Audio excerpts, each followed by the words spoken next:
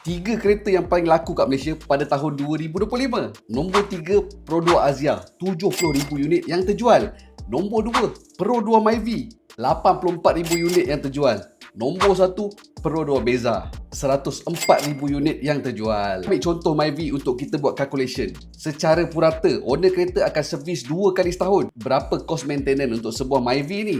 Jom kita breakdown. Normal servis 2 kali setahun lebih kurang RM500. Tayar pula kalau tukar 2 tahun sekali RM300 untuk 2 biji Selain tu standby juga untuk wear and tear untuk barang-barang yang lain. Dekat sini saya buat estimation RM200 setahun. Total up maintenance campur sekali dengan wear and tear lebih kurang RM1,000. Bermaksud sebulan kena repair RM83. Tak semestinya kita gunakan 100% duit ni, tapi at least allocation tu dah ada. Ada satu Pro 2 Myvi ni yang memang dia punya mileage almost RM100,000 setahun.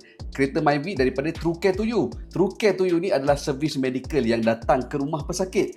Contohnya untuk orang tua yang tak mampu ke klinik, servis cuci luka di rumah dan juga untuk check condition penyakit. Home visit ni kita tengok macam orang kaya je kan yang call doktor, doktor datang check kat rumah. Sebenarnya tak. Harga dia reasonable. Bermula daripada RM80 je. Medical team ataupun nurse akan datang ke rumah pesakit yang tak mampu bergerak ke klinik. Care to You pun ada buat teleconsultation dengan doktor. Maksudnya consultation dekat rumah melalui video call. Jadi senanglah untuk follow up sama ada nak teruskan ubat, nak ada prescription yang baru. Servis True Care to You ni cover radius 30 km dalam Klang Valley. Sebab itulah satu hari on average ada 8 appointment. Bermaksud sehari boleh cecah 240 km perjalanan kereta Myvi ni. Itu yang bila ditambahkan almost 100,000 mileage setahun. Kalau korang perlukan servis nurse yang datang ke rumah untuk cuci luka, nak buat consultation secara online, boleh book appointment melalui app True Care to You. Dan khas untuk yang follow Zarif Kira, gunakan promo code Zarif10. Ada diskaun adik-beradik 10%.